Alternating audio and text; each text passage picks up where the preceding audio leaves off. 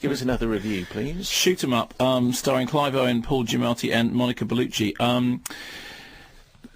Shoot 'em Up is one of those films that happens because Sin City happened, and because there was a quote a long time ago, I think it was in the 1980s.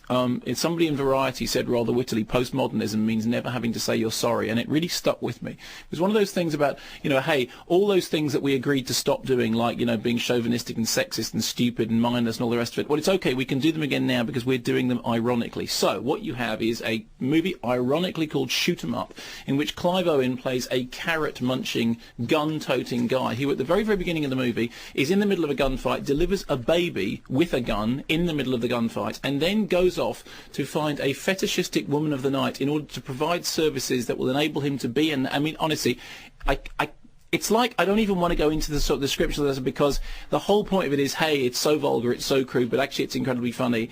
And here's my whole problem with Shoot 'em Up. It's a comic strip inspired style, action adventure, stupid. It's so ludicrous you have to laugh. And there's loads of reviews, incidentally, from people like Maximum Loaded saying, "Oh, it's just great, it's a real lads movie." Here's my problem with it. Firstly, it doesn't have any of the visual charm of Sin City. It really doesn't. I mean, Sin City got away with what it did because it was visually inventive. Sin City was empty-headed, vacuous nonsense, but it was very good-looking, empty-headed, vacuous nonsense. Okay. Second thing is, if you're going to do things like make gags about shootings and all that stuff, with babies and all the rest of it, well, please don't invoke the ghost of John Woo, who actually did that with some panache well over 10 years ago. And there's that iconic image of Chow Yun-fat, which I'm sure you've seen, of Chow Yun-fat with the huge big sort of assault rifle in one hand, cradling the nappy wearing kid in the other, and it's a very iconic image. And the same way as, for example, Sigourney Weaver holding Newt in Aliens with the huge great big flamethrower in the other hand. These are iconic images. Don't invoke them casually, right? But the reason they became iconic is because they came from things that had slightly more substance than this sort of second-hand hand-me-down nonsense.